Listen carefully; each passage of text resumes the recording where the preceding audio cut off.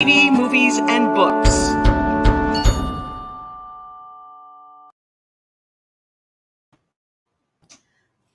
Hi, welcome to Suspenders Unbuttoned podcast.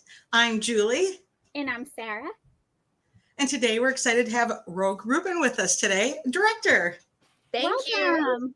Hi, Sarah. Hi, Julie. Hi. This is so exciting. It does say live, right? I did not mess up. Catherine's going to be so proud of me. It says live. Perfect. All right. Perfect. Well, we're so happy to have you here with us. We enjoyed Love and Bloom, which aired on the GAC Family Network just a few weeks ago on the 27th of August. And we loved it. We had Susie on. We talked to Julian. So we're excited to have you here with us. Thank you. I'm excited to be here. It's always fun to do a project and then be able to share and talk about it. Yeah. For so long, you have to keep your mouth quiet. So to finally be able to scream it from the rooftops is a privilege. So thank you. Awesome. Can you tell us how you became involved with this project? Sure. I got involved from when there was a paragraph. Oh, yeah, I was involved from day dot. So there's a lot of me involved in this. I mean, I created the character of Amelia for Susie. okay. So all I got was, I can't even remember, but yeah, it was a paragraph when I started. So I was definitely instrumental throughout the process of, creating a lot of the scenes. And so I'd be like, yay, why don't we try it like this? And then, the writer would go off and write that scene, but we really it was a very collaborative process. So it was fun. And I always just felt the character of Amelia, I feel is maybe more nuanced than it even appears, because it was, how do you do, which I think is a modern woman, right? She's strong, but she's still, she's still subtle. She's still trying to find herself. She's not a typical, I think, Hallmark. She's not a super type A character, right, at all, right? I think she's all of us. She's clumsy, she's witty, she's just trying to figure it out. So, which is it's kind of in this genre, it's not so simple, I think, to create. Right. I found her very relatable. A lot of people, a lot of working women, there's bumps in the roads, you know what you want to do, but it's not always that smooth. And what exactly you want and how people perceive it are sometimes two different things. So I love how you put that, Julie. That's exactly it. What you want and then how people perceive it and how you're meant to perceive it, right? The expectations on yourself, the expectations people have of you. So how do you kind of fit those all and then get thrown into Australia? Right. Which we loved, by the way. Having it take place in Australia was a really fun twist. It's not something we normally see in these movies of the week. So from your accent, we can hear that you are not from the U.S. So where are you from? I am from everywhere.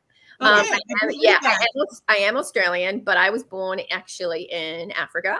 Mm-hmm. I'm also a New Zealander and an Aussie. And then I also have lived in the US a long time. Mm-hmm. So I consider myself a hybrid that embraces all of those countries. I love them all. I have nothing bad to say about any. Each one brings so much to the table. And each has its own little idiosyncrasies. So to be able to do something that brings together, the Aussie and then the US was just that's a privilege. That's such a privilege. Now, did you know right away, as soon as you got your little paragraph, that this would be filmed there, or is that something that developed as you were writing the story? No, it was 100% Australia. It was, Flores comes to Australia.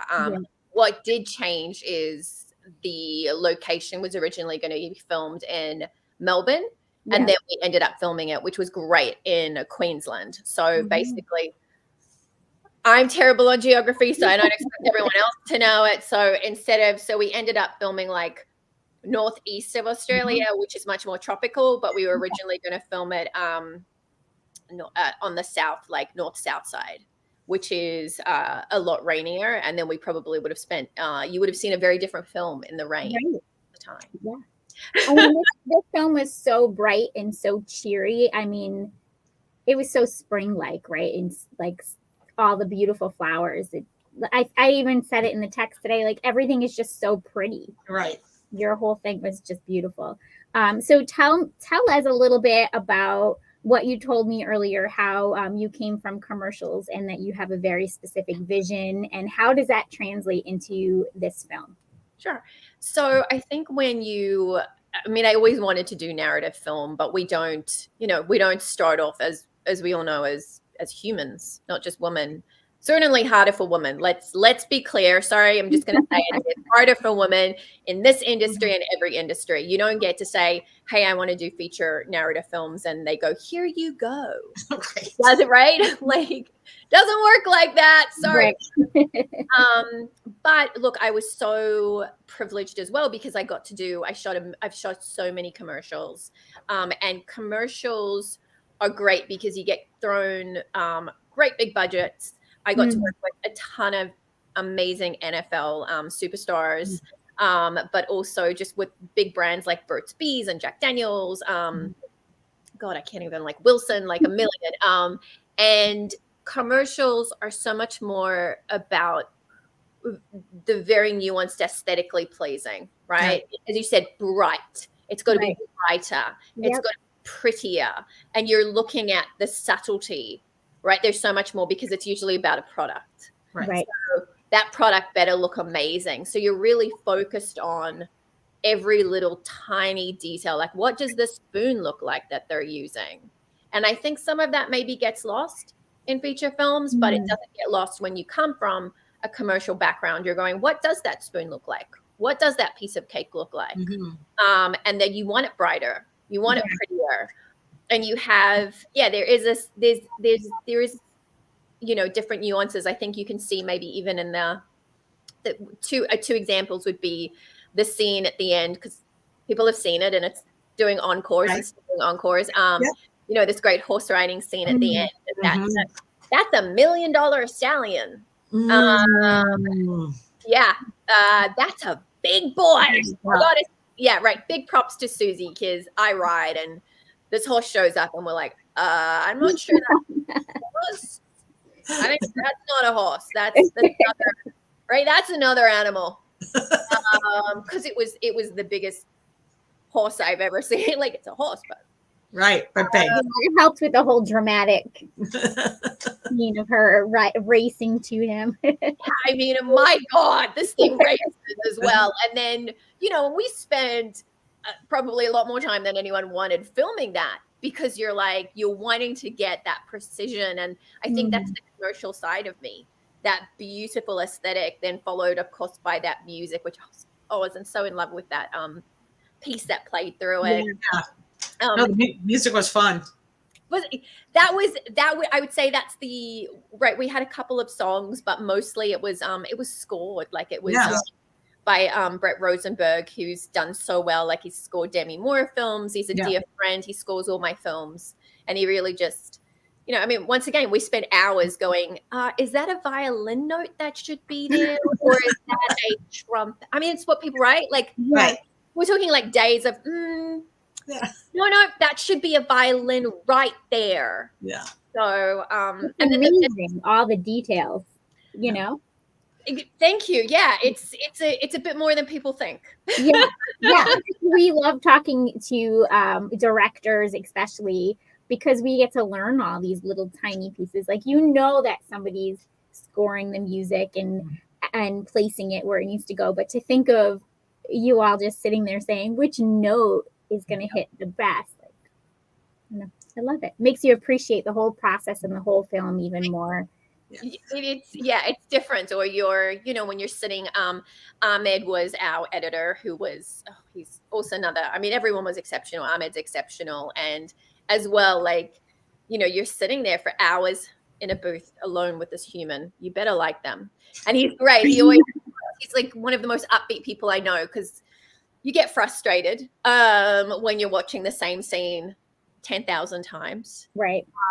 Trying to, you're going by frames, like what you will see is this piece, but we're going, oh, this frame is like a millisecond too long. Wow. So that's just, and a good editor, which he's amazing, also says sometimes, hey, you know what, like you filmed it one way, but maybe the scene works better a little earlier. That brings a whole new concept, and you go, Huh.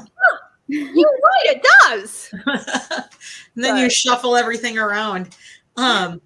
Yeah, so the music was scored. It was scored beautifully. I love music scoring. That's one of my favorite things. But you also had a music scene that actually was one of my favorite scenes in the movie, when they were picking the music for the wedding.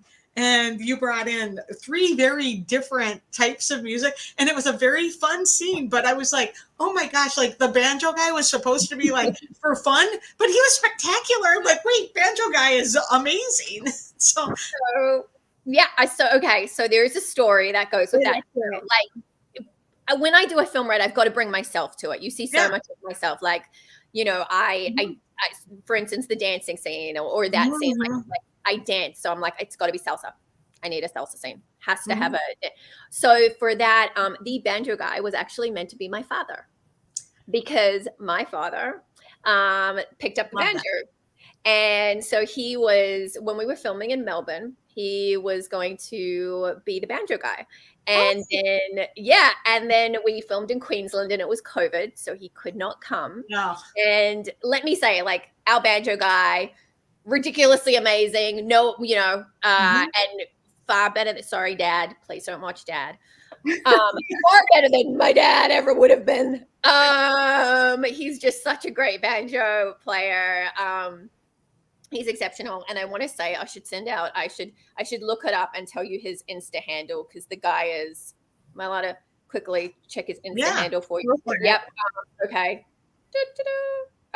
Peter Eckel, and his Insta handle is his name, Petereckel, and he's just, amazing banjo. So, but he was going to be my daddy.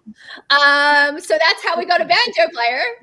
Then for the dance scene they were going to be, once again, they were actually going to be, it was going to be an Indian style of dancing.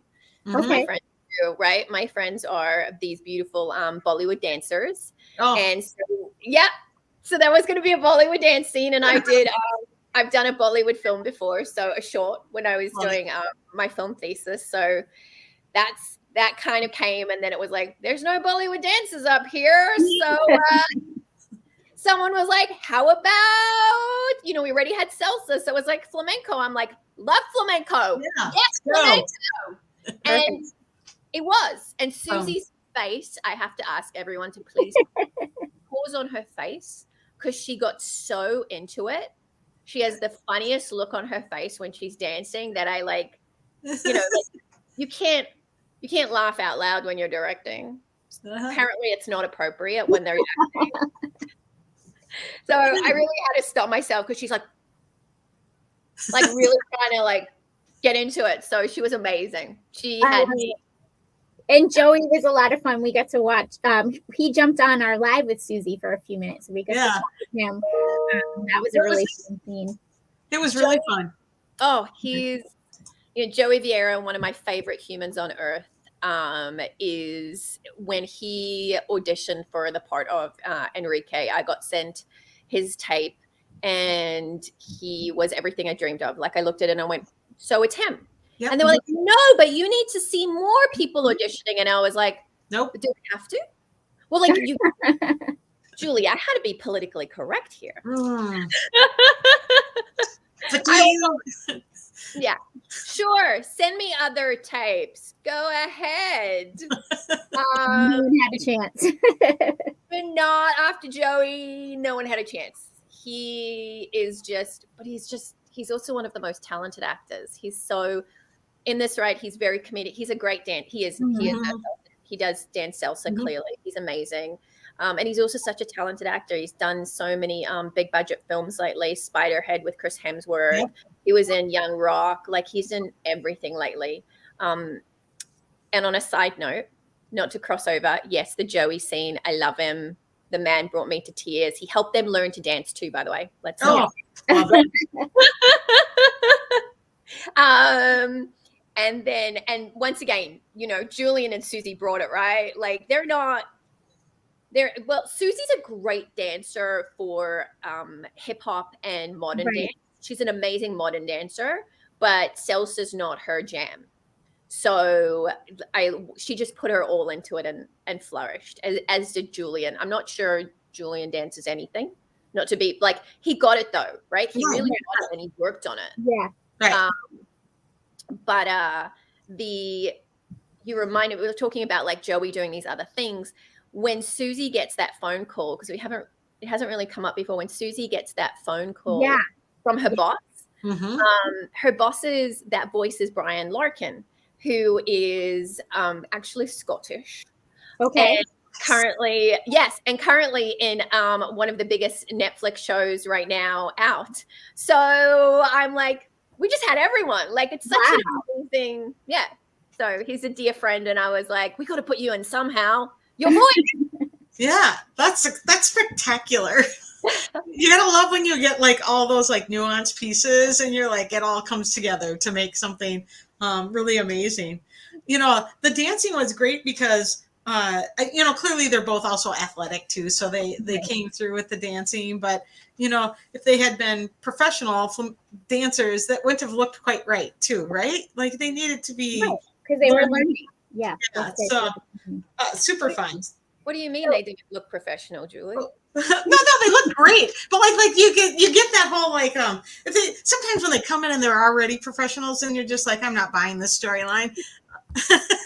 No, I'm totally teasing. I agree with you. Like there's a reason you might notice that we're not focusing on their footwork too much. Oh, well, but they both are, you know, they're both clearly athletic, and they both can pick up things, and so you know, it came across great on the screen. Plus, those were fun scenes. You know, I was thinking when I was rewatching yesterday, the scene where all the musicians are coming in and, you know, performing, interviewing for the wedding, it really reminds me of like movies we used to watch, like, I don't know, in the 90s or something. Like it gave me that whole old school movie feeling, and I really liked that. So I just had to throw that out. Every scene, every single scene there is special to me, and every single scene has so much of a backstory. So I really appreciate you saying that, because I wanted to, it was important to me to throw in that kind of that feeling, right? That reminiscence. Right. Because, you know, we are having this heyday of rom-coms that I've said before, but we haven't for so long. So to be luckily in this period where people are going, hey, I want a good rom-com. You do look, and I did. I'm not gonna, you know, I watched every rom-com there was, and I should say again, because I love them all to begin with. But I really went back and studied all these rom-coms and every technique I could, and wanting to, you know, do something. You want to do something. They always say, you know, do something. You're doing something new, but you should always learn, right, from the greats. Right. You should always, you know, learn and further. So thank you for saying that, Sarah. Okay. So since you're talking about, you did research, what is your favorite rom-com? No, I have no favorite rom-com. I love them all. Maybe one or two that you really like, though. Yeah. Okay. I mean, I would. There's some classics out there. Like there are. I'm trying to think if Dirty Dancing counts as a classic. I think it does. Does it? Okay. Absolutely. So, all right. Then that's what was going through my head, because without a doubt, it will always be Dirty Dancing. Yeah. I will forever love, worship, and I got to meet Patrick Swayze. I was so fortunate. Yes, got to meet Patrick. But forever and always, I will be. Yeah, I remember being a little kid watching it for the first time at a sleepover.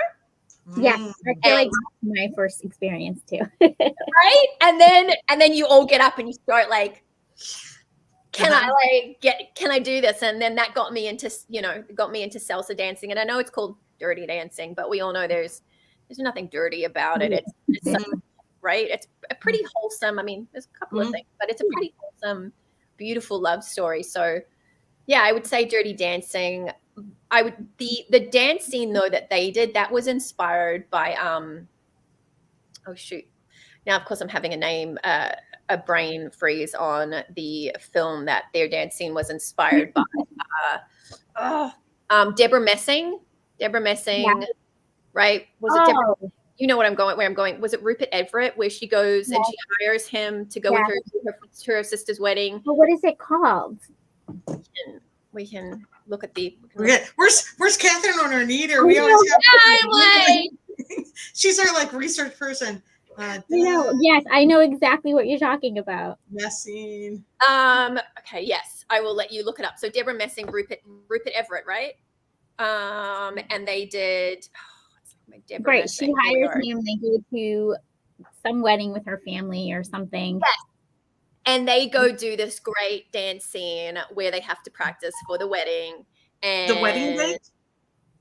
Is it the wedding? Yes, probably. The wedding date. Yeah. The wedding date. Yes. And so that dancing was inspired by the wedding date. Okay, well that's fun. That's a fun fact I didn't know. I love it. Yeah. It's I don't know. I mean, I know Susie and Julian know that because I made them watch it. Good. And I was like, absolutely. When I have inspiration, I'm always going to be like, this is where my inspiration comes from. Watch this. Understand how my mind is working. Now, we're not doing this because they had no Enrique. But yeah.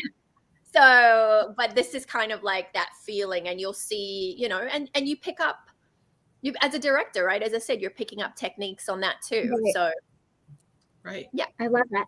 Now, did you? When did this become a GAC film? Did you know it was going to that network, or did they? Is it one of those deals where they purchased it after it was made? It was very specifically created for a GAC audience. Okay. Right. Yep. It was 100% like, this is not your typical, it is your typical, right? But there is a style that goes with GAC. There's a style that goes with these much more they're much more family friendly rom-coms. Right. I should, right. There's nothing that you would say to your kid, you can't watch in this. Right. And so it was made with that in mind. And then, beautifully GAC picked it up. I'm so grateful to Bill Abbott. I'm so grateful to the GAC family because they're a family and they're so embracing. It's been so awesome about the content. So I couldn't be, so it was purchased after, and I couldn't be more grateful because it's where it should be. Yeah. And I love how they promote everybody involved. You can see them commenting all over everybody's Instagrams, and it's really nice. Really nice. It's a beautiful community.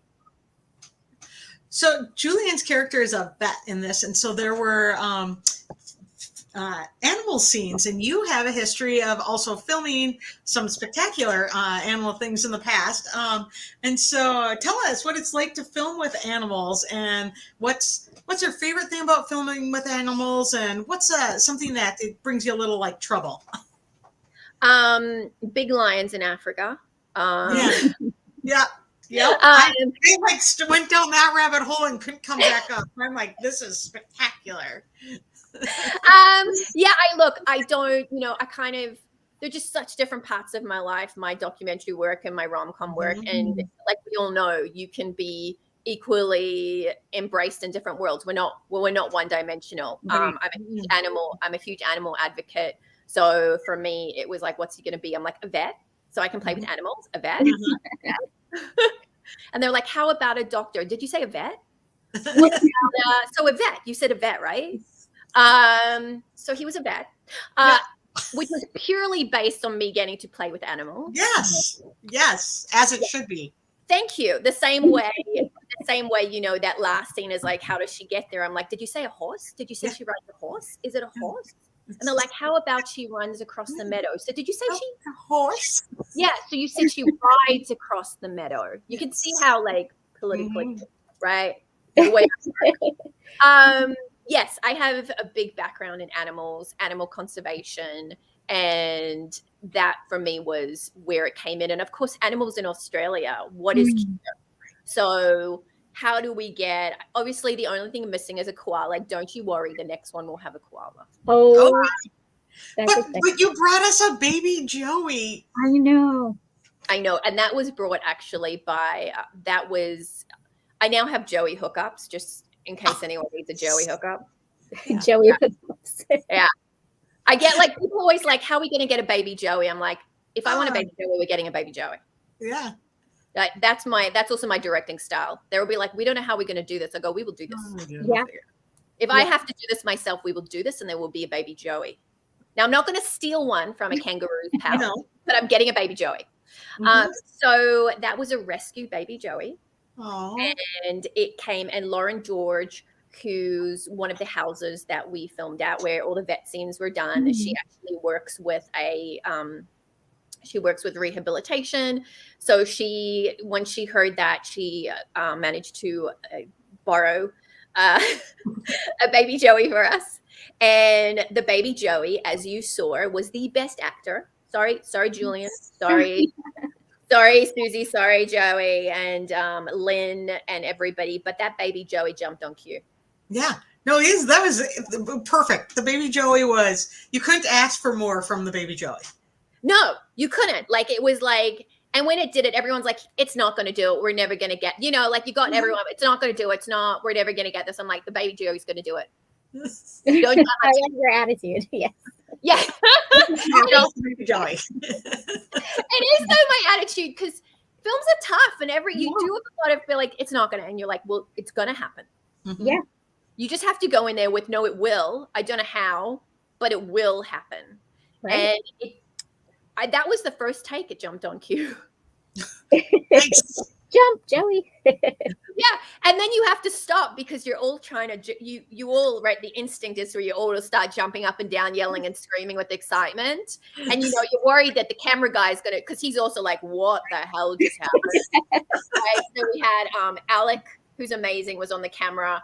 And I know he's like, and it's like, don't jump, whatever you do, don't get overexcited and ruin the shot.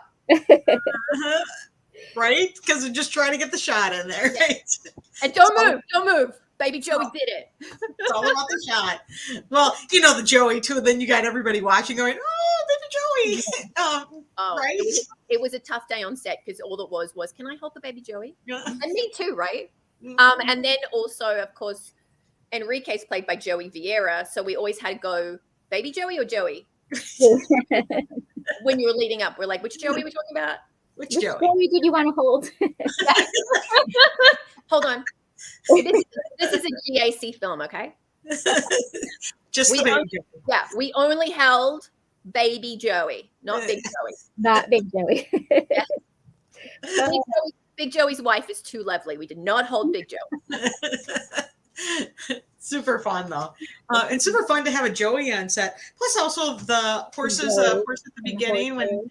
And you had Lauren, our baby goat. Yep, and the baby goat too. Yep, we had Lauren, our baby goat, and I feel like we're missing an animal. What animal are we missing? Or was it just because there were so many other animals around? Because there were chickens around. We constantly had dogs everywhere. Every time we were at a house, there was a million dogs. I'm trying to think. I mean, you saw kangaroos, you saw birds. I can't. I feel like we're missing an animal. Are we missing an animal? Trying to think. I think we're good, but it's like you don't commonly see that many different animals in these types of films, just because I think they're to work with them adds a different piece of different layer in, and you can see that clearly that your vision includes animals, and so you didn't find that as a hurdle, but as something to bring a different depth to the storytelling. Right. It was just fun to see them all come through. So, thank you. I'm so glad you noticed that. But yes, I think. You're probably right. I think people probably do stay away from animals, whereas just with my background with animals, I'm gonna walk another direction and say, how many more can I include? Right. And as I said, even now I'm like, shoot, could we have got more in? Right. Where's the lions? Yeah. Where's the lions? Yeah. Where's the elephant walking down the street in Australia? Right, because we're going to see one of those every day in Australia. Yeah, absolutely. But you could have got. Well, what else could we have got? A wombat. A wombat. That would have been great, waddling down the street. That would have been really good. I love wombats. I love wombats. People should know. They're probably my, like, yeah, I think a lot of people, Americans will be like, you know, kangaroos or joeys. I love wombats. But they're a little, they're nocturnal. Yep. And you would have to get a real, but they're so cute. You would have to get a smaller one. And then obviously bigger kangaroos are a problem because, yeah, they're strong and they jump. Yeah, you're not gonna be controlling those too well. You remind I did an unscripted, I did a reality show. So I've directed a lot of reality too. I did a reality show called Mary Mary, the gospel singer. I don't know if you know the gospel singers Mary Mary. Oh yeah. Right? Like you would it's like vague memory from when I was a kid, yes. They had a reality show on BT for a long time, and I took them to Australia and New Zealand. Shocker. Right? Send me. And with them, I took them to, there's a sanctuary in Australia called Hillsville which is near Melbourne that I deal with a lot. I took them there, and so then we had a lot of animals. We had flying birds, we had dingoes, we had koalas, we had kangaroos. But so it was, you know, it's unscripted. It's a bit easier to kind of get away with that sort of. But you reminded me, and we would have, had we been in Melbourne, more likely dealt with them. I thought about penguins too. I wanted a penguin and a crocodile. I was about to say, so penguin, crocodile, and would have been great options. We maybe had a lot of crocodile hunter playing at this house a lot of years ago. Right. Next film will have a crocodile. We did. Yes. By the way, it was spoken about there, like in a particular circumstance. We did talk about a crocodile coming across a crocodile or a big snake. There was that thought, but we'll you could have like jumped into his arms. Exactly. You read the first draft, Sarah. And I should say, you know, because we are doing, you know, this is the behind the scenes. I'm not the actor. Like, anytime you're dealing with an animal, it's not like we just bring the animal to set. Right. So I want to make that clear. We are having, you know, you then have to bring a lot of other pieces to it. You're bringing handlers, you're bringing professionals, then you have to bring safety. Like, there's so many, you're bringing a whole group of other people to set just to take care of the animal and ensure its safety. Right. So it's safety and the crew safety. So it's two separate things. So we're not just going, hey, let's grab random animal from a sanctuary. There's really so much that comes. And as I said, Ferdy, our big horse, you know, not to fully break the belief system here or the wonders of film, but that galloping had to be done by a professional. So 100%. Yeah, that was, I mean, once again, that what you see on TV will never show you how large this horse is and how, you know, where we're filming it. So we're not putting poor Susie up on this galloping, and she wasn't wearing, you know, not wearing professional riding shoes, which is tougher as well. So you needed a professional for that. Right. Let's talk about the dresses. Yes, let's talk about the dresses. Can you see one on? Oh, do you have one on? Oh, okay. I asked Susie about if she had like a favorite wardrobe moment, what her favorite costume was, and she mentioned that, is this like a local designer that made them, or what was this? What was the story? Remind us of that, because we know okay. It's definitely not. It's an American designer. Okay, it's an American designer. Okay, right. It's Love Shack Fancy. Okay. And they are now, they started with I want to say just one place in New York, and now I've seen that they're kind of taking over. You can buy them like at I want to say Nordstrom now. Okay. Yeah. And so I became kind of early on cult obsessed with them because and J-Lo's wearing them. You just have to type in Jennifer Lopez Love Shack Fancy. So now I got onto this early, the Love Shack phase. Uh-huh. It is just, their stuff is just so beautiful. It's so feminine. It's elegant. It's a bit, I want to say it's a bit Renaissance-y. You feel a bit, right? Feel a little Bridgerton coming on when you wear it. So I reached out to them, and their stuff is just, I mean, it's just so well made, right? It feels couture.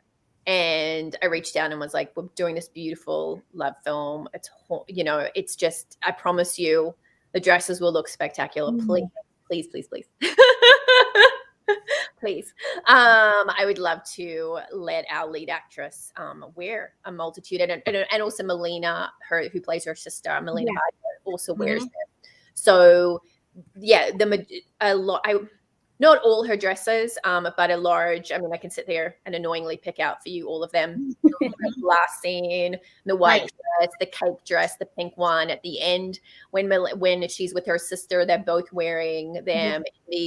In the engagement scene, she's wearing a beautiful black and gold one. It just goes on and on. They provided us, this host of stunning, and I highly recommend that every lady, they're not going to be your everyday dress. Saying simply that it's not that price range. But gosh, buy one, because they're beautiful, they're well made, and they make you feel like a princess. They do, and they look great on camera, and that feminine style is very in right now. That's what you're seeing everybody posting in and stuff, and so it was a great kind of, and it gives you that like very current nod with also a nod to the past, because it gives me a little bit of those old Laura Ashley vibes too. So much prettier, but yes. Yeah, no, right, but it like kind of gives you that same type of vibe. Yeah. So, and it really, and obviously the dichotomy, right, of her character going from this, like, we have her start off in the all black attire. Right? We have her, so if you notice in the film as well, everything in Chicago feels very like it's all neutral, black and white toned. Yeah. So she's in black and white, everything's in black and white. It's all dark. It's all very neutral toned. And then you get to Australia and it's color, color, color. So that was a big important thing too.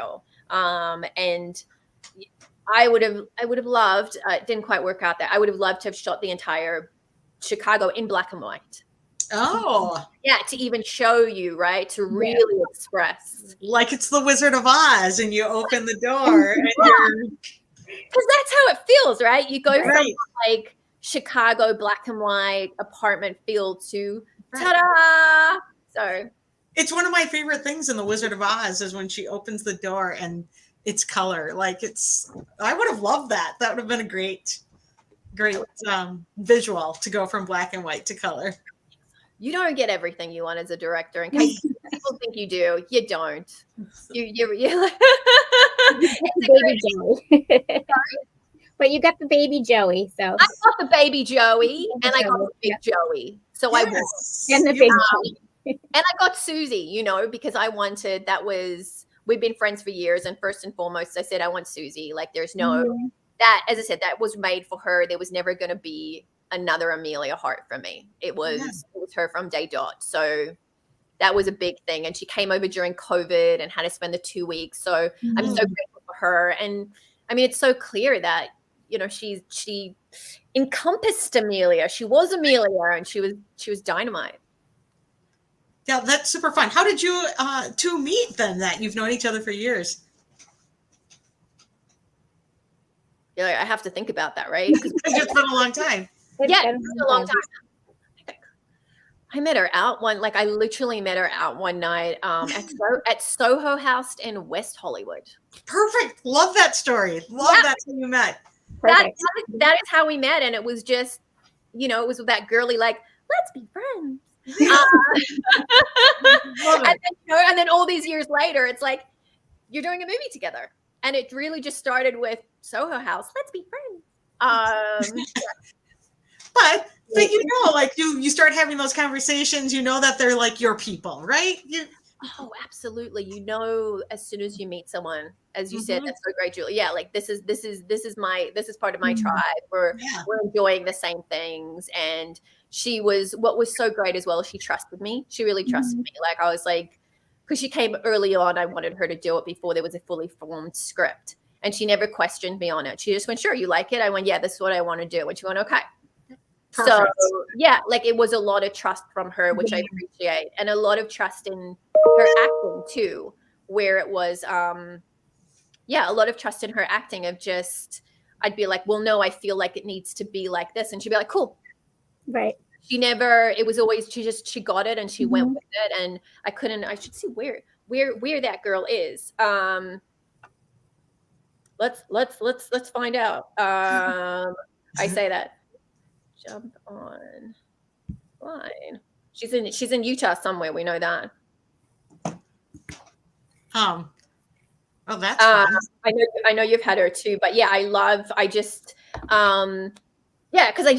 her work. I love what she's doing, and I'm so glad that she's doing so much more, because she brings who she is, just this wholesome, beautiful honesty to her work, and a little bit of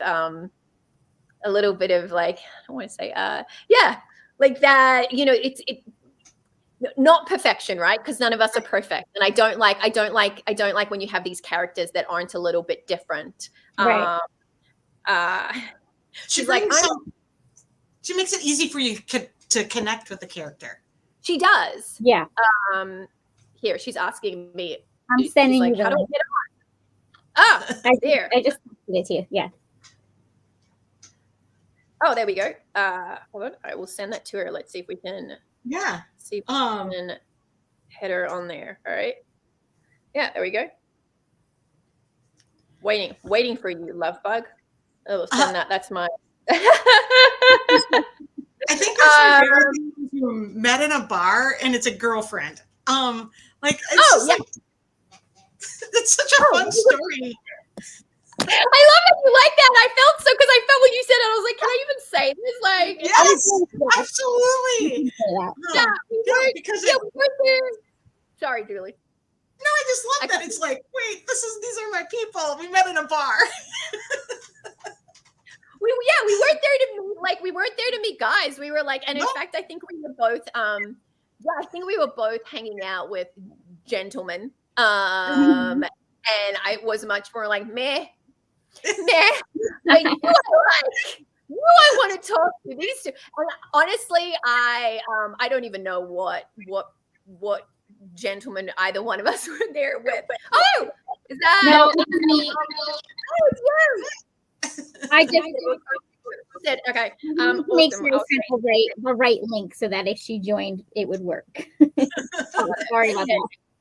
She said she's going to try in a few, but yeah. She said, yeah. She said she's going to call in a few, so that'll be fun. And the other one, God, I don't even know where she is. You haven't had. I should have done this before. I'm sorry.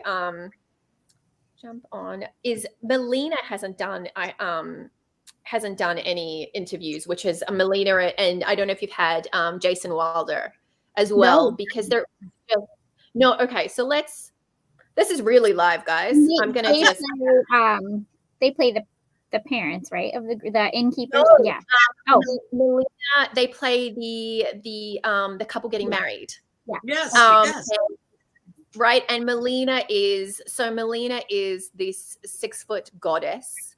And I think so. I'm 5'2", just so you know. I'm 5 foot 2 inches. You've got me beat. So. Oh, I beat someone for once. That's awesome. Sorry, Sarah. You got me by 2 inches. Well, we can hang out, by the way, anytime. Yes. Yeah. We're girls unite. Yes. Everyone has us beat. So Susie's 5'7", and then Melina's even taller. So we're always playing in the land of the giants. Yeah. Melina walks in and it's just like these legs for days. And so she's this beautiful. No worries. I'm going to tell her yes. No worries. Join. Let's get Melina. All right. I'll send Jason, and then Jason Wilder, who again I just saw. I don't know. He came later to the process, and I saw him. I was really struggling to find someone for his character, Jake, who is who gets married, the brother, son, and he, you know, I was struggling, and then something, I don't know how he came across my path, and I was like, why haven't I seen him? Why has he not auditioned? This is who I want. And it was, once again, it was very instinctual. I was like, I want him.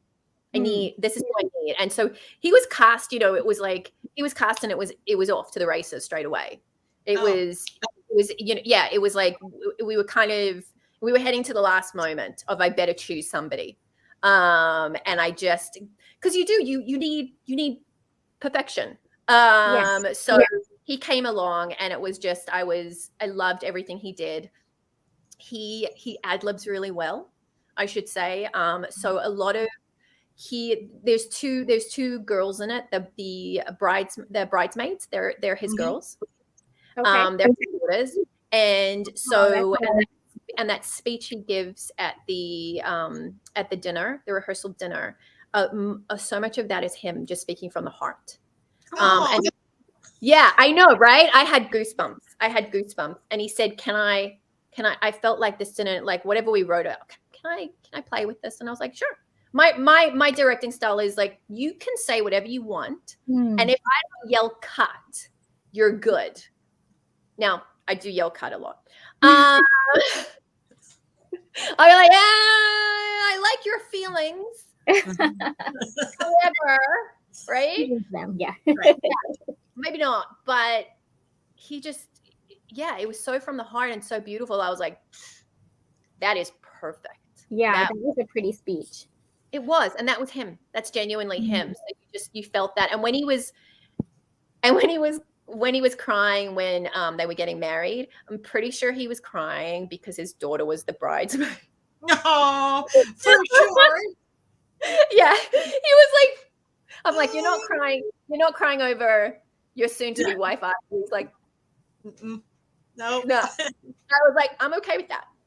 But they're great friends. They're actually really ended up being their close friends. And I think that was a match. Yeah, that's a match made in heaven too.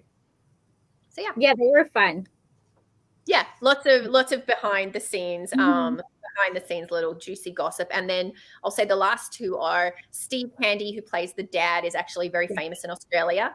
Comes from a super famous show. He was famous when he was younger for the Sullivans. So amazing. And then because we start talking, Monette Lee, who is the his wife, and the mum is one of the funniest people you will ever meet, and you have to stop because she does the non-GAC version actually a little bit. Like that's when they had that scene where they show her the cottage, and they're like, here's the keys, and she's like, and she's going off as they're walking around the bend. Because you know you've got headphones on as the director, so you hear everything, even the little whispers. And I hear her walking off, and she goes, "Well, I guess it's time for afternoon nookie, then, isn't it?"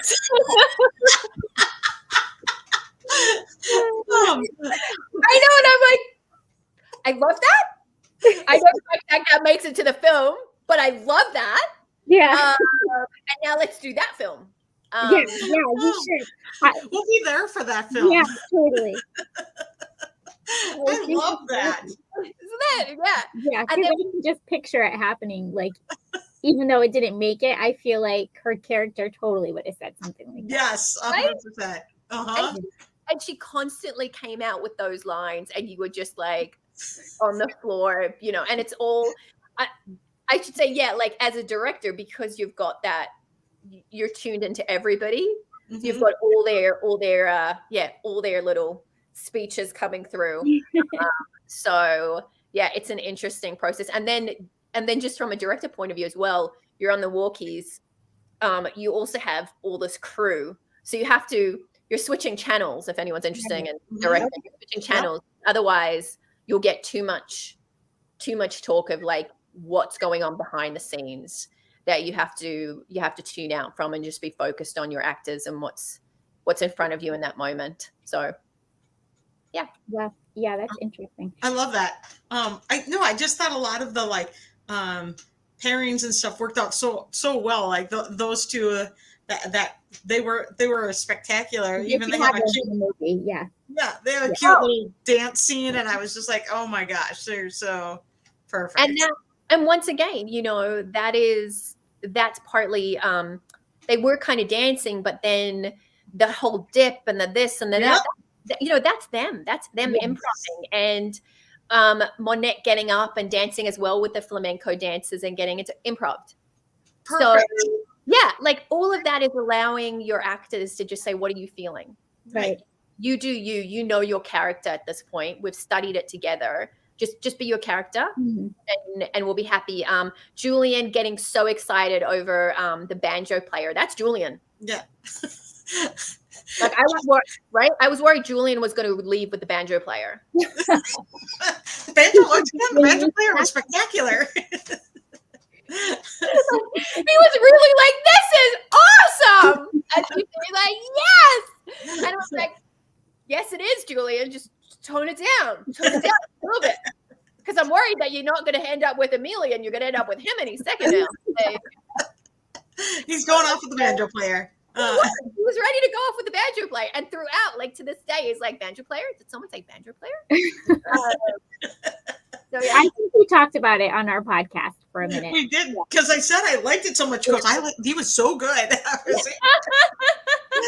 And then and in that scene too, I know we're diverting a bit, but in that scene too, then when we had the classical music, I love that. Right, that's Susie. They're amazing, and that's live. That's them. Yeah. And you had great musician choices there, because the classic, even though they were like snoring, because that's not what they wanted. Beautiful musicians. Great group. Then all them, which is what also rare, right? Right. Yes, of course they're snoring because it's a character, but I really enjoyed that Susie was doing the whole right, which is also just classically her. And when she did it, I was like, oh, I love that. Yeah, right? It's like her Zen moment. Like, this is it, and everybody's like, just everyone when, as a director, like when they're inhabiting their characters, and you're just you get to stand off, and you're like, okay, my work is done. Like, it's a beautiful moment, because then you get to be an audience member yourself. Right. And that's when you know something's really working, when you don't have to say anything, because you're just enjoying it. So that's when they give me, I think, the most excitement. And then the gal that sang and played guitar. Oh, yes. Yeah, she's spectacular. That became the choice. What can you tell us about her? I can tell you a whole lot less about her. No, just being that once again, like, and I don't say that badly. It's as a compliment. You are on these films. You're not always, when you're looking for something. So firstly, we were looking for the right song, and that's an Australian, an original artist that one of the Kyle Lima, who was in our crew, it was a friend of his, and he's like, "What about this song?" And I was like, "Yes, the song is great." And then it was like, okay, now we need an actress for it, who's an actress and a singer. So then there's the rush of, okay, we found the song, we're kind of ready to go. Now we need the actress and the singer. So suddenly you're like, you're auditioning all these people, and she just fit it. Perfect. So I unfortunately didn't get to spend as much time with her as I did with so many of the other actors, but she was sensational. And it's such a compliment to her, like saying, I didn't get to spend as much time with her, because she walked in, nailed it. Right. Yeah. Right. Yeah. No, it was like perfect. She starts playing, and you're like, that's it. You're like, thank God. Yeah. Yeah. So there was just a lot of thank you. And this has worked out. Ideally, we would have rehearsed. We just didn't, we didn't have the time on that one. And it was a last minute find. So she was a last minute, I would say find of perfection. And I'm so grateful to her. And she's made such a huge impact on the film. So, and then I don't know if are you going to ask me about the decor and our props? I mean, I feel like that was a whole character in itself. I mean, right. Yeah. I love anything you want, because it was a whole character in itself. Added so much depth to the scenes. We had Nick Foley, who was the head of our art department, and he just, he can build anything. I mean, it's kind of amazing. Like, even when they turn up at at the station and it says Primrose, right? Like, Mm. next thing you know, the sign is there. It was just turning up, and what I did is I gave him a binder of what I eat. So we sat down and we really like sat down through this binder. I do like a lookbook on a binder of these. This is all my dreams. This is my dream and my imagination of what I want to see. And Danny Hernandez as well.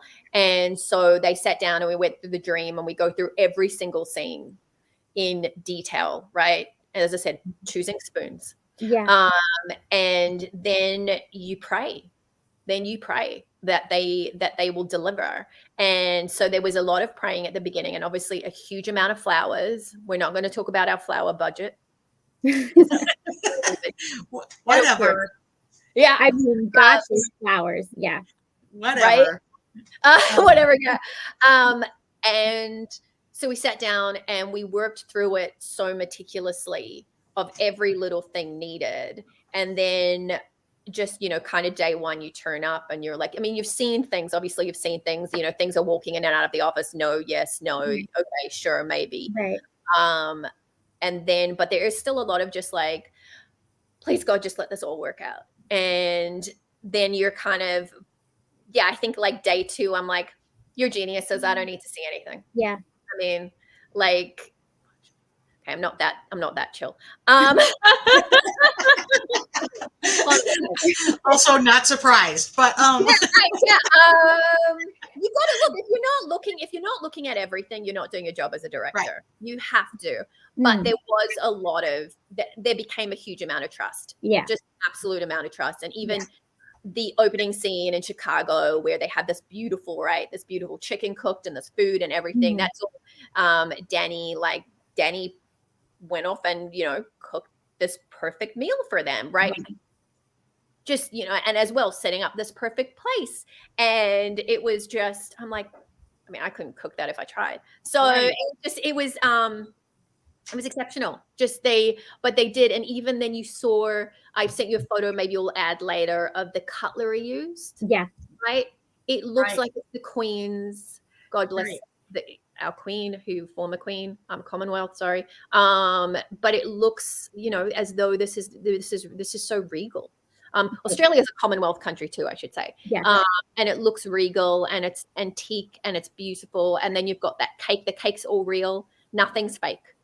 And we heard it was good too. Right. Definitely heard that from Susie. Yep. I'm not one of those people that don't eat on sets. No, she was funny. And that great scene at the end, right, when she's choosing the cake and she's like, that was just her. We just happened to be filming. I'm not just because she was just like, I'm gonna eat the cake. Yeah, like because a lot of the time I'm like, you're gonna get full, guys. Just you don't want to and they'd be like, no, we're good. We're good. I was like, are you sure? No, we're good. This Gotta is love that. The first time I've ever heard of the food on a set being, first of all, edible, and second of all, that people would want to eat it. Yeah. She said it was spectacular. So I love that. Yes, we had to stop. A lot of food. And in the last scene when we had everybody at coming to the inn when it's popular. So once again we had food, and there's a lot of kids there too. I bribed a lot of kids with food that day. Perfect. Yeah. There was a lot of young kids, and I was like, hey, if you do this, here's a cookie. Bribery is always acceptable when dealing with children. Right? Right. Yeah. Yes. They told me not to, but I have 3 kids and I have to bribe them. It's just, you got to do it. You have to do it on set too. Right. It's part of the game because they're not as caring about money just yet. And then, gosh, I'm so excited because the more you talk, the more you remember. And it's like the seamstress. I want to shout out to our seamstress in the scene where they were prepping. That's Jasmine, and she's a young up and coming actress in Australia, beautiful young Indian girl, and she has no lines, but just turned up and it was like, wow, thank you for just being, she's such a small role, but then going forward, how phenomenal she's going to be as an actress. I talked a bit about in a different interview about how on a commercial I directed Connor Floyd, who's now in General Hospital, or The Young and the Restless. One of those daytime soap operas. Yes. And it was the same thing. Like he turned, you've cast these people, but you've had a moment with them and then they turn up and you're like, I know where you're going.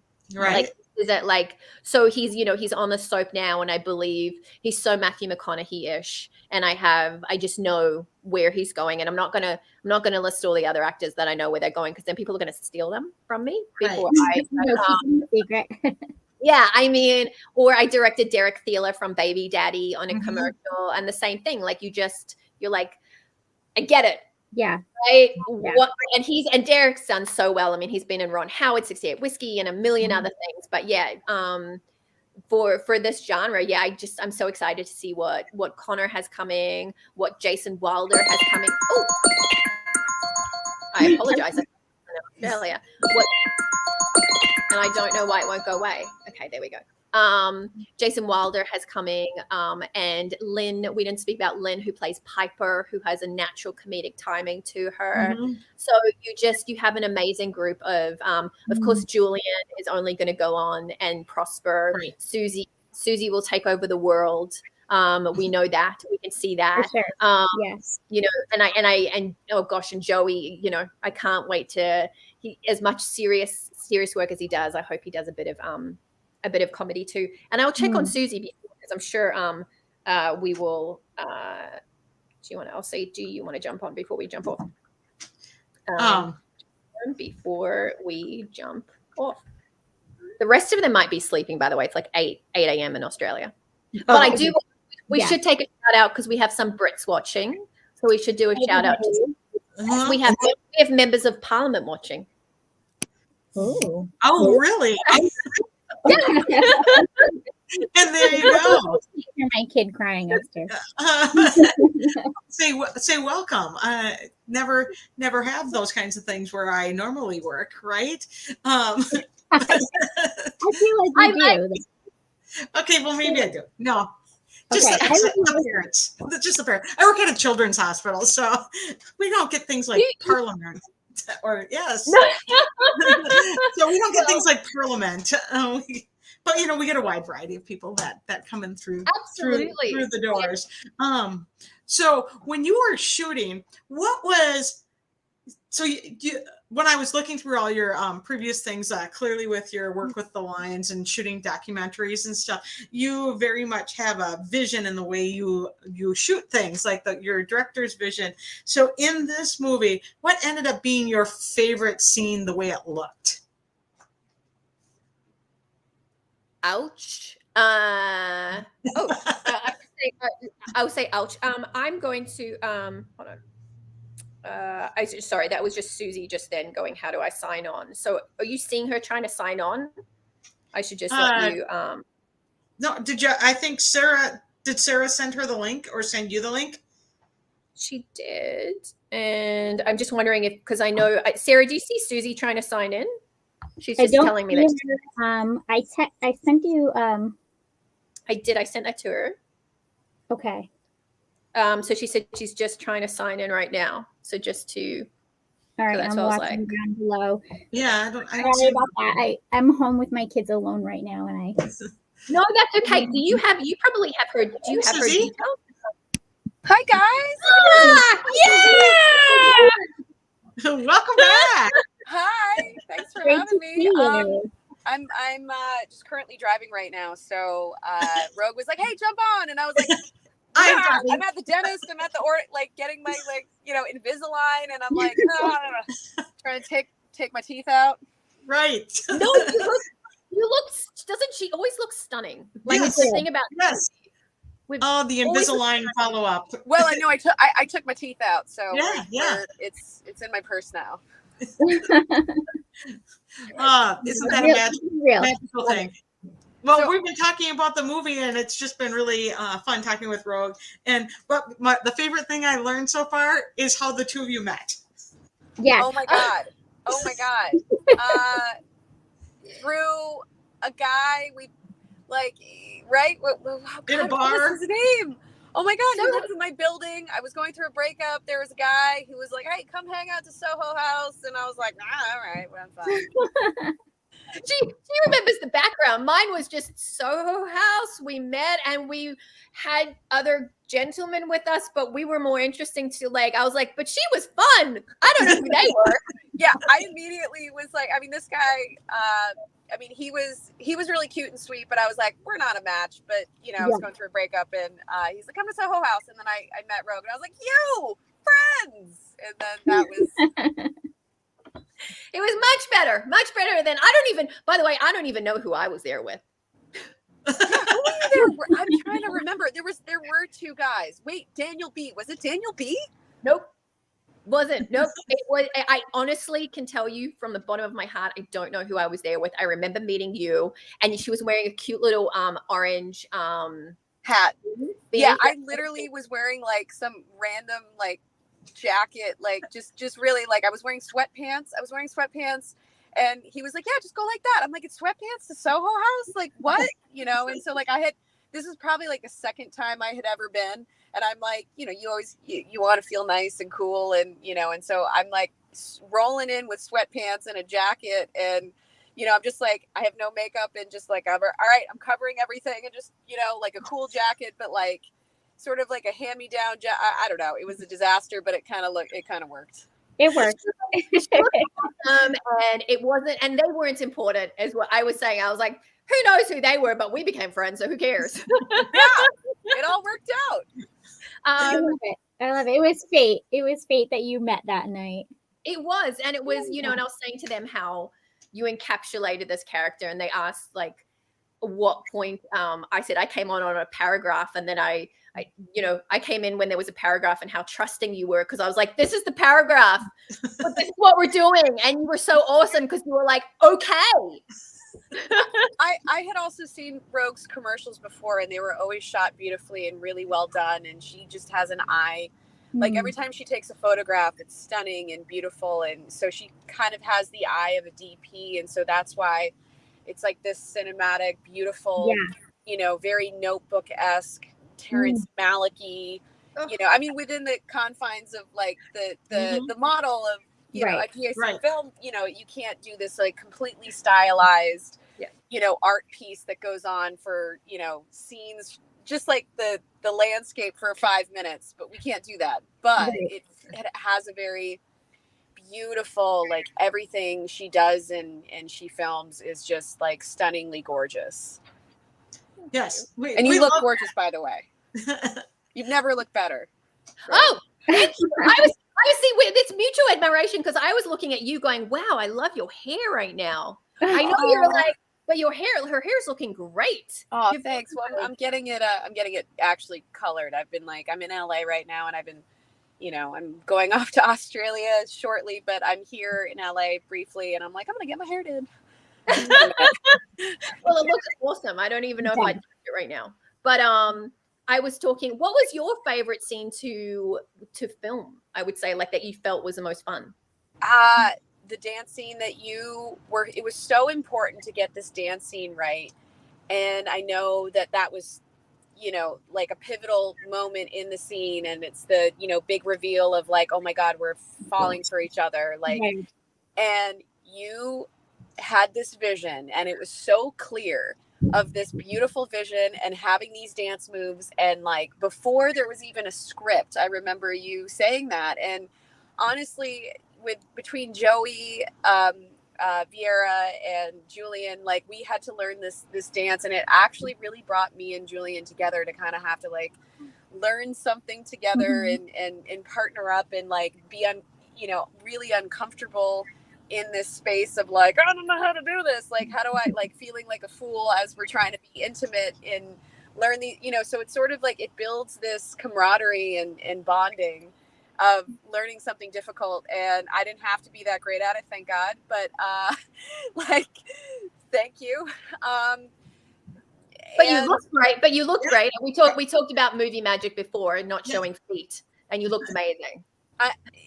Thank you. I don't know. It felt, that was my favorite scene to shoot because Joey just brought he brought so much fun and laughter, and I was just laughing through it, and it just felt so authentic to me and Julian, and we were just having the best time, and it really landed, and it was like the vision that you had, Rogue, that made it like so great. It was actually it's going on my reel. It's my favorite scene. I love that.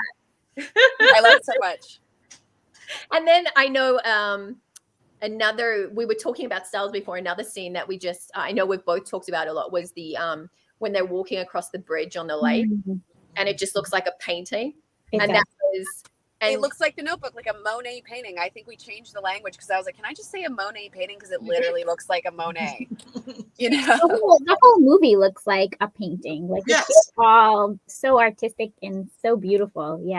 Yeah, Rogue did a fantastic job with everything, and it was stunning. So I'm so happy that you invited me on, and the last like quick little tail end, so I can just kind of tag it. But like it's so beautifully shot, and like it turned. I feel proud of the film, and I feel like it just. I mean, sorry, as I'm driving and as I'm trying to signal, is this illegal? Am I breaking like 5 rules right now? I don't know. We'll find out. Will I get arrested? Who knows?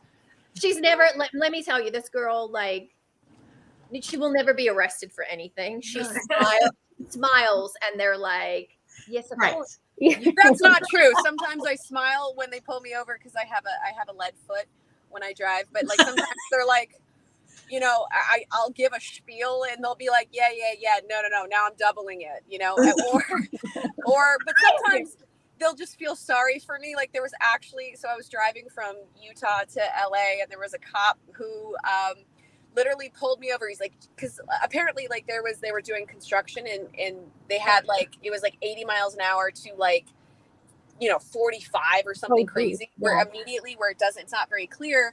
So I'm driving, and like, I don't see it, and I'm just like bopping away, like listening to music or whatever, and I'm just like, woo, like, I don't know, Lizzo, who knows?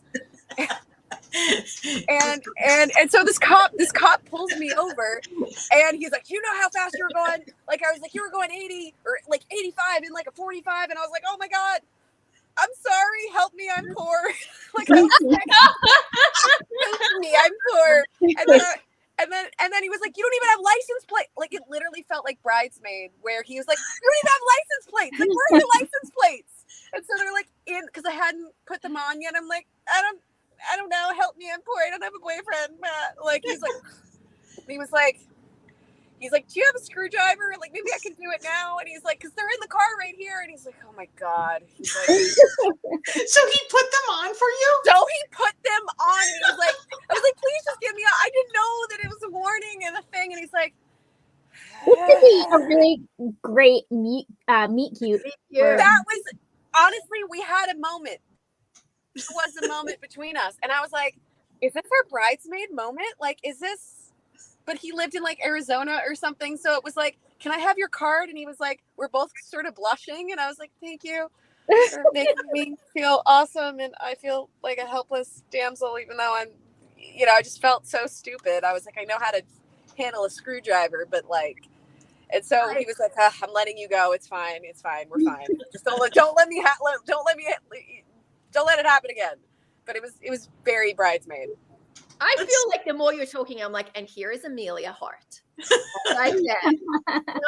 Nothing was constructed. You've just met Amelia. I feel like I want to start a script out of this. Let me just start. The meet cute, he pulls you over. Screwing your license plate. You don't have your license on the car. He ends up putting them on. I might, that whole opening series is like written for us right there. The amount of embarrassing things I have done so many times that somehow it like endears people, like without them like sometimes they'll want to just strangle me, but like sometimes they're like, okay, all right, like you're human like the rest of, like, I don't know, like we're all human, but I feel like, okay, now I'm parking. I feel like sometimes I just sort of it's interesting because I feel like there's been this evolution where I've done this whole like trying to be perfect, and I always end up falling flat on my face in trying to do that, of being like, I'm gonna be this perfect thing, and like, and that just, it never works out. And I've tried so hard doing that.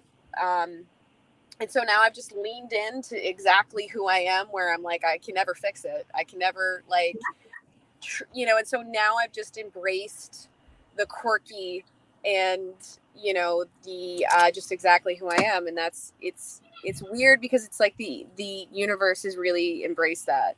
So it's, you know, I don't know, it's just been a very interesting lesson for me, just to kind of embrace like everything that makes me me, and even the parts that you're like, oh man, it's so cringe. The amount of times I cringe at myself, but it is what it is. And you just have to embrace it and love yourself for, you know, anyway, now I'm rambling.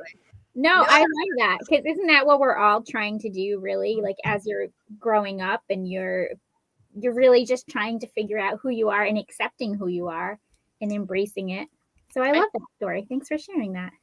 Plus, I'm going to go back to the very beginning when I said, by bringing that piece of yourself to your character, we found the character very relatable and easy to connect to. And so I think you found the perfect fit. So yay. Well, thanks. There's nothing I can do about it. So I might as well just lean into it. I said the role was written for her. There was no like, you know, there was no two ifs about it. That was written for her to bring the quirkiness, to bring the beauty, to bring all of it, which she did, right? Spades. So I just, it's more, I kind of want to see more Susie / Amelia. Like, thank you so much. Well, listen, guys, I have to jump into another meeting, but I wanted to say hi and, you know, just thank you so much for having me on, and thank you, Rogue, and I appreciate it, guys. It's so lovely to see you again, and I can't wait to do it again soon. Yeah. All right, thanks for joining me. Thank you, guys. Bye. Well, that was perfect. That was perfect. Super fun. Awesome. Nice little amusing, anecdote. You can imagine her driving through Arizona next, and the cops like pulling you over for no reason.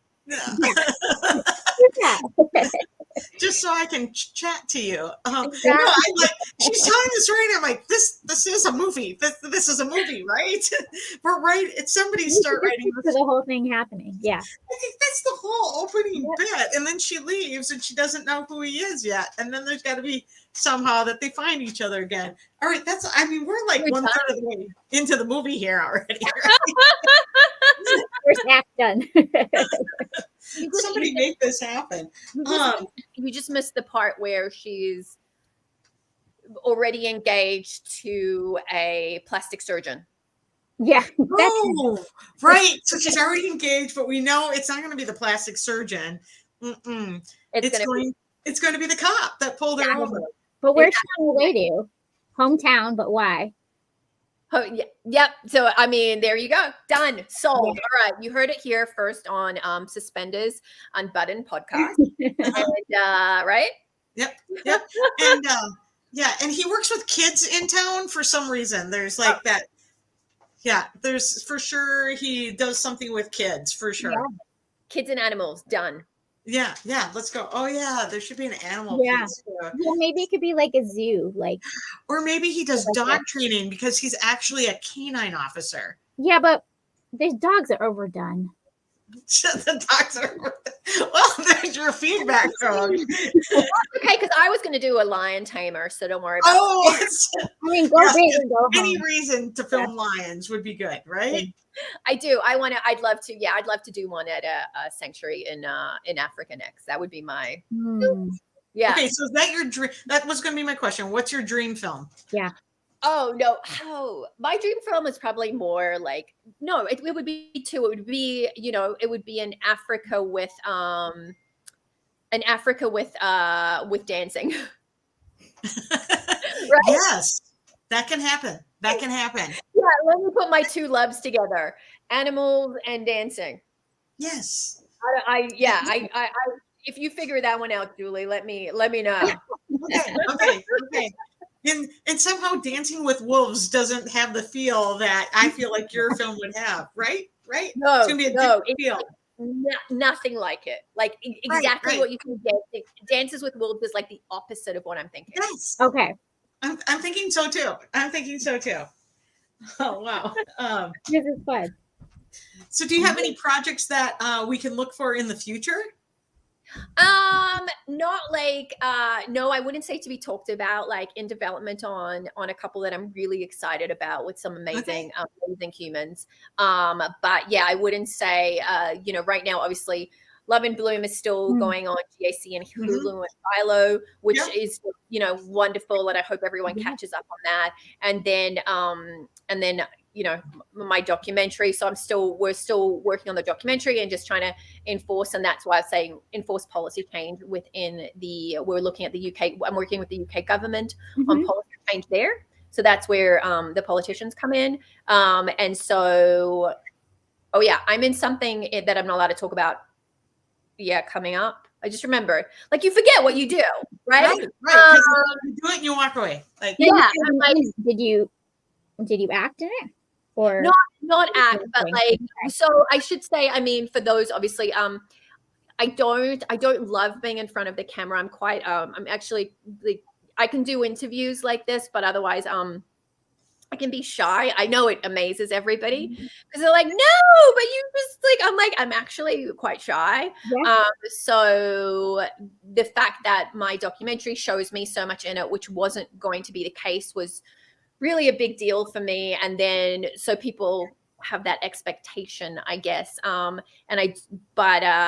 like being behind the scenes and having a vision and creating that vision and working with beautiful actors like this group, like Susie and Julian and Joey and Belinda. And so that would be, that's just the vision to continue that. But yes, there is, in short, Sarah, yes, I'm accidentally in front of the camera. Okay. Accidentally, not to be repeated. You did start out. So I hear that you started out as an actor. Oh, I did start out as an actor. I did, but I'm one of those. I thank you. Yeah, I started off in stage as a child actor, performing in professional plays, which is where the love fell in. And I want to say I do love plays. I love theater, but I think when you embrace a character, that's very different to having to like expose yourself, which is a unique, like being able to embed yourself in that character. I think is uniquely different. Right. But the big. Yeah, it's but then I found my love or my I like having a vision, and you don't like as and having an entire vision and getting to work from where an actor will come on for a month or 2 months or whatever. As a director, you're there for a year to 10, right? If you're that's what you're doing, and it's such a different process, and you're not just thinking about your character, you're thinking about 20,000 like. You watch a scene or an actor's involved in a scene and all they're thinking about is their character and how it should be, right? And how to be in the moment and how to best address that. And I'm thinking about 50,000 things going on, like every little piece of, and is the light hitting us the right way? And does she look perfect? And what are her clothes wearing? And what's the PA doing that he's walking over there? And what's my DP doing? And what's my sound doing? And like, it's a different way of tuning your brain. And I enjoy having that multidisciplinary like ability. I will tell you what 20 people are doing at the back behind me. And it does freak people out, but I will still tell you what they're doing. Because it's all important. Otherwise you don't get, as I said, I will tell you, we're sitting there on instruments and it's like, well, is that a harp? Or is that a cello? Like, get to be so involved, and it's awesome. Right. I love that. I love that all the pieces and that it's a team that brings these things together and makes them happen. Everyone has to be doing their piece, or it doesn't roll out. Absolutely, and then you have to trust all your people. You can't and that comes with age and experience. I will say, because I'll see a lot of directors maybe when they're younger and they're trying to, it's their way or the highway, which sometimes it has to be when you're on timelines. But for the most part, you want to be like, oh, that's cool. Yeah, that's awesome. Do that. Oh, you like that? You know, the same with where I said, you know, Jason Wilder was like, well, what do you think about this? And it's like, yeah, cool. You're like, embrace.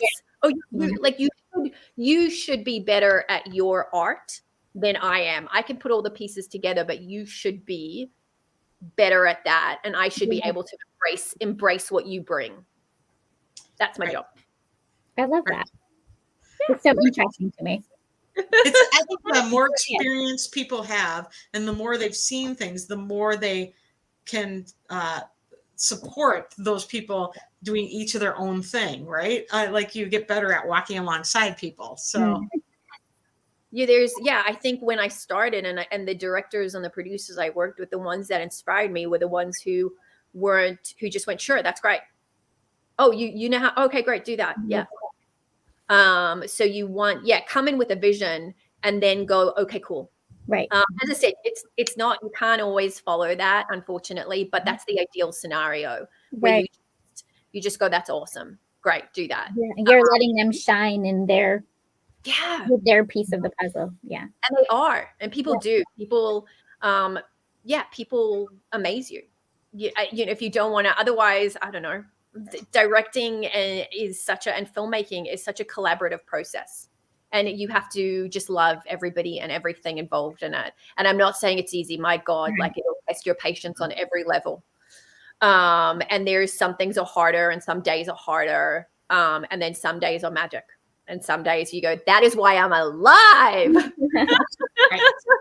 Right? When that scene is perfect, you're like, yes, I am alive. And other days you're like, and let me go home and die. Yeah.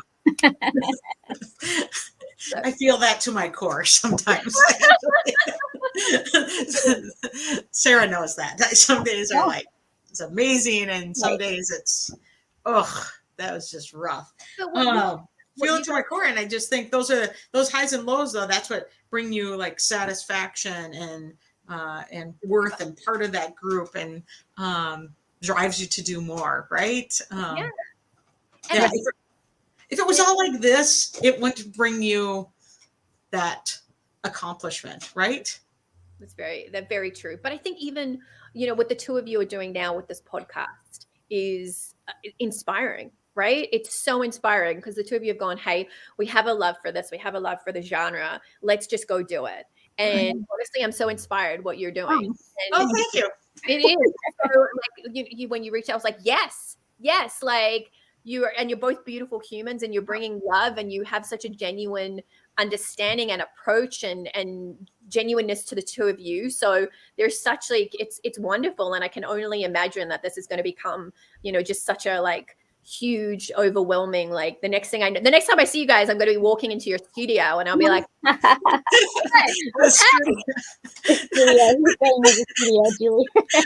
we laugh because Sarah's in a closet and I'm in my daughter's old abandoned bedroom. So and we're like in completely almost opposite sides of well, not quite opposite, but far away from each other. Yeah. But that's for now. Like that's the next step. The next step is that the two of you get your own studio show, is what I'm saying, or it's an upgraded closet. An updated closet. That could be the next step. Yep. You shouldn't diss the closet because we're probably running out. But I'll leave you on this note. Because I worked a bit with voiceover artists with Seth MacFarlane's crew, so I know all the great voiceover artists. I will leave her name off because she's very famous, so I don't want to. Expose who it is. Not that she can expose herself. It's not but so most amazing voiceover artists, like I'm talking the top guys in their field, all have their own studios at home, right? And they are like decked out to a T. You don't want to know how much they cost, right? And she particularly, so she has this massive walk-in closet in this beautiful house, like a huge walk-in closet, and in the walk-in closet then you go into another room on the other side, and it's her booth. And I mean, we're talking like it's $1 million booth in there. Yeah. Right. It's so funny that it's through the closet to this the booth, which is so, it's like, I was like blown away, but I love that it's through this, like through the amazing walk-in closet with the amazing clothes and shoes. Then I have the voiceover, right? It's like The Lion, the Witch, and the Wardrobe. You're going you can go through the wardrobe. Yeah. So when I say this and you're like, I'm in the closet, I'm like, it's actually not a bad place to be. Right? It's the only place I can hide in my house. It's actually in like a cedar closet in the basement. I love this. I don't know, Julie. I reckon closet. yeah, it should be. Maybe it should be in the closet podcast. I know. Can you get a closet cleaned out, Julie? In the closet, and I'm like sitting at a childhood dresser and not a desk, so I don't actually have a spot for my knees. I actually have a childhood dresser in front of me. So it's perfect. There's something there, guys. I mean, and look, the world is going online. So whether it becomes the dresser and the closet, as opposed to the studio, whether it becomes the studio, I think what the two of you are going to do is just going to leaps and bounds. We're just having fun, and honestly, connecting with all the people that like directors and actors, and we've talked to costumers. I mean, it's just. We find everybody's job fascinating, and we just love learning all these little pieces to the movies we like to watch. Oh, I love that. Thank you. Yeah, we enjoy a conversation style. Yeah. We don't need to have like the follow our questions exactly. Right. I like when you tell a story that is bringing a new piece of you. Yeah. I love hearing those kinds of pieces. So it's our own little style, but I think we learn something new every time we talk to somebody, and we get to see a little piece of them, and we really enjoy that. Yeah, for sure. Well, thank you for including me. I feel really privileged. Thank you so much. Well, we're so happy that you're here, and please come back anytime. Even if it's something we don't know about yet, send me a message and say, I need to come on and talk about this or promote this or whatever. And you can come anytime. Thank you so much. No, I will be reaching out. It will not be for my therapy issues. I will reach out. We're here for that. Come on. This girlfriend chat. Bring your wine. Done. Thank you so much, guys. And yeah, I'm at Rogue's World on Instagram, and I love hearing from people. So yeah. That's awesome. Well, we love chatting with you. Thank you so much. Hold on one second. I'm going to take us out of the live stream, and then we can say goodbye. So thank you, everybody, for watching. Thank you, everyone.